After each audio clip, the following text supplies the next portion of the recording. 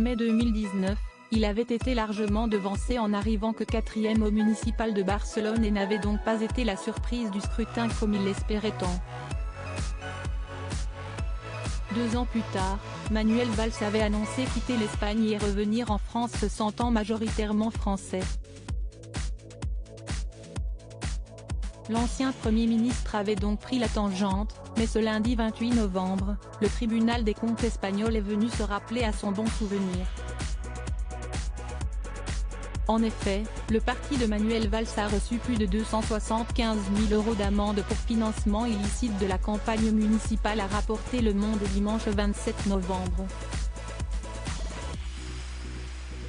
Dans le détail, il a été condamné à payer 25 000 € pour dépassement du plafond de dépenses autorisées et 250 000 € pour recours au financement d'une partie des dépenses par des tiers. Facturer des dépenses à un tiers est interdit, en plus de dépasser les limites fixées par la loi, a rappelé Le Quotidien. Manuel Valls de retour à l'Élysée. La sanction contre la plateforme de Manuel Valls, baptisée Barcelona per el Canvi, Barcelone pour le changement, en français, n'est pas la seule prononcée envers des partis politiques, mais elle est la plus élevée. D'après le document du tribunal, l'ancien Premier ministre de François Hollande n'a pas déposé de recours devant la Cour suprême. Son parti, lui, n'existe plus.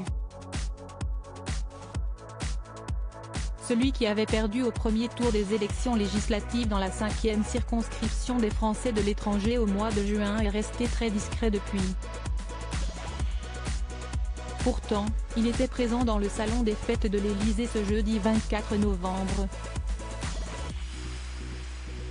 Alors qu'Emmanuel Macron remettait à son ancien ministre des Affaires étrangères, Jean-Yves Le Drian, les insignes d'officier de la Légion d'honneur, de nombreux politiciens étaient présents dont des ministres du gouvernement actuel comme Olivier Dussopt ou encore Gérald Darmanin.